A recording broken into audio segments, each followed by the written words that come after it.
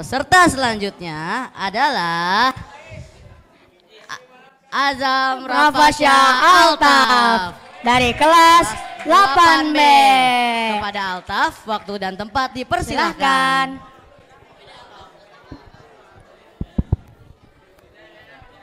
Assalamualaikum warahmatullahi wabarakatuh. Alhamdulillahirabbil alamin wassalatu wassalam ala asrofil anbiya wal mursalin Nabi wahabi wa Muhammad sallallahu alaihi wasallam wa ala alihi wa sahbihi ajmain wa man tubi ahum bi isani illa yaumiddin. Amma ba'du. Teman-teman, ada yang tahu gak saya bakal cerita tentang apa?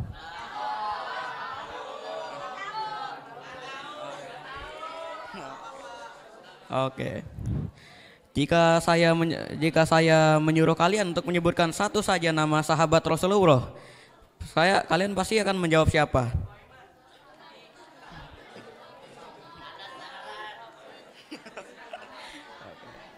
Dari sekian banyak sahabat Rasulullah SAW seperti yang kita ketahui, seperti Abu Bakar, Umar, Utsman bin Affan dan Ali bin Abi Thalib dan masih banyak lainnya. Tapi kalian pernah mendengar gak kisah Suhaib bin Sinan atau Suhaib Ar-Rumi?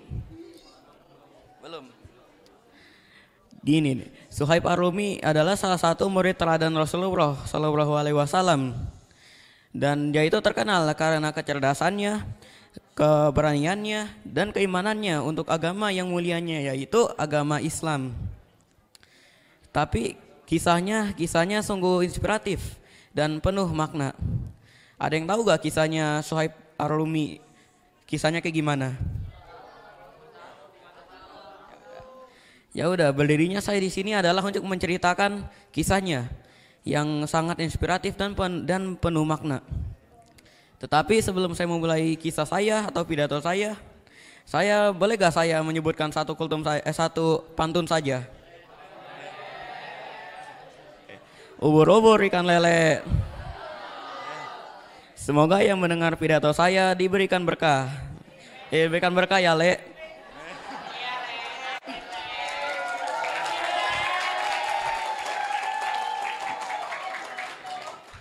Suhaib Ar-Rumi atau Suhaib bin Sinan adalah anak keturunan wali kota di wilayah Irak yang bernama Sinan bin Nuaib.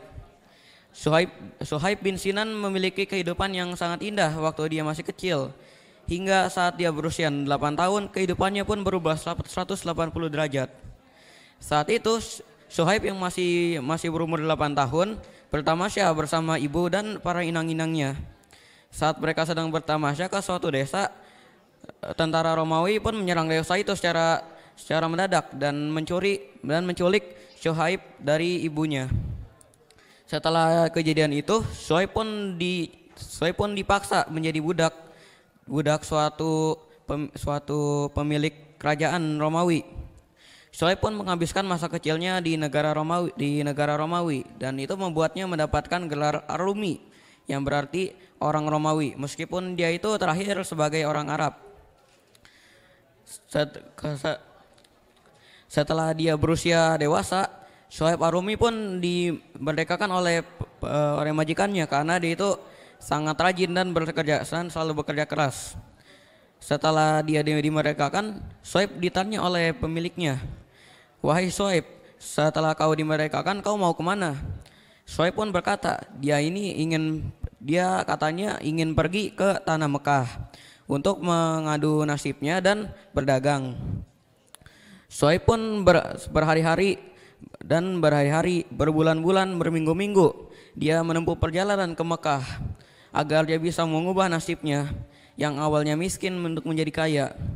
Setelah dia sampai di Mekah, dia pun langsung mencari pekerjaan. Pekerjaan pertama yang dia dapatkan adalah sebagai pedagang dan dia itu sangat sukses sebagai pedagang karena barang-barang dagangannya pun laris semua. Dan dia itu terkenal sebagai orang yang sangat bekerja keras, jujur dan cerdas juga.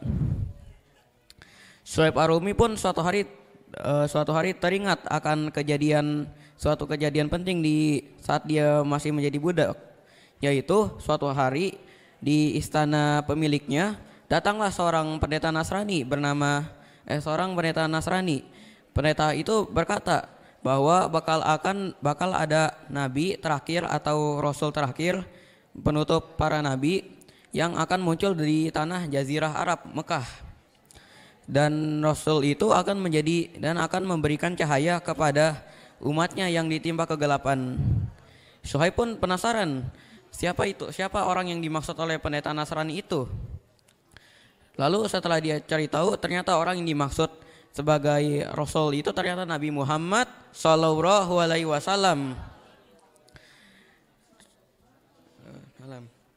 Kemudian dia pun mulai belajar dengannya dan akhirnya dia masuk Islam. Tetapi pada zaman itu orang-orang yang masuk Islam itu diperlakukan dengan keji oleh para kaum Quraisy. Setiap kali Suhaib ingin pergi ke rumahnya Nabi Muhammad SAW, dia pun selalu mendapatkan perilaku yang tidak mengenakan seperti dipukul, disiksa dan lain-lain. Tetapi itu tidak menghalanginya, karena imannya yang kuat, dia tetap teguh akan ajaran agama Islam dan tetap mau belajar dengan Nabi Muhammad meskipun dia sering diancam oleh para kaum kafir Quraisy itu. Suatu hari ketika Nabi Muhammad SAW mendapatkan wahyu untuk berhijrah ke Madinah, Suhaib pun ingin ikut juga bersama Nabi Muhammad untuk hijrah ke Madinah. Tetapi saat dia sedang siap-siap, rumahnya pun dikepung oleh pasukan kafir Quraisy. Pasukan kafir Quraisy itu berkata, "Wahai Suhaib, kau datang ke Mekah dalam keadaan miskin, lalu kamu menjadi kaya di sini. Kami tidak akan membiarkan kamu keluar dari Mekah tanpa kau memberikan kami hartamu." Suhaib pun berpikir dan dia pun ikhlas akan untuk memberikan seluruh hartanya yaitu hasil dari payahnya sebagai pedagang. Suhaib pun akhirnya menukar seluruh hartanya agar dia bisa ikut bersama Nabi Muhammad untuk hijrah ke Madinah. Dia pun sering berdoa, malam dan siang dia menghabiskan waktunya untuk berdoa, berhari-hari, berminggu-minggu, dan akhirnya berbulan-bulan telah berlalu. Suhaib pun akhirnya sampai ke Madinah di bagian Kubah. Saat dia mau ke Masjid Kubah, dia pun bertemu dengan Nabi Muhammad SAW. Setelah itu dia pun langsung menyapa kepada baginda Rasulullah SAW.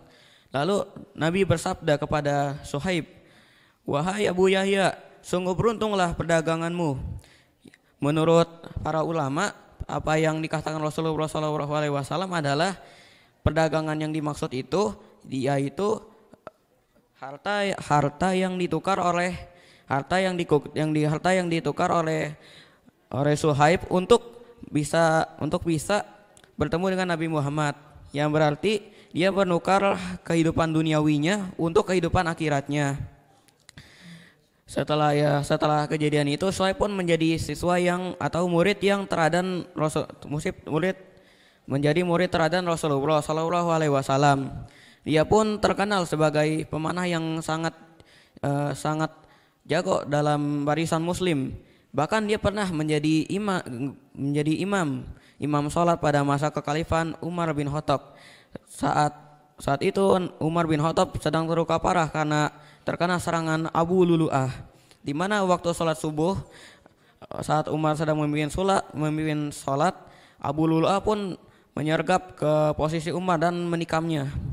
Namun setelah kejadian itu, Umar pun terluka parah dan akhirnya dia memutuskan untuk memilih khalifah yang baru karena dia sudah terpikir bahwa sebentar lagi dia akan dipanggil oleh Allah Subhanahu wa taala.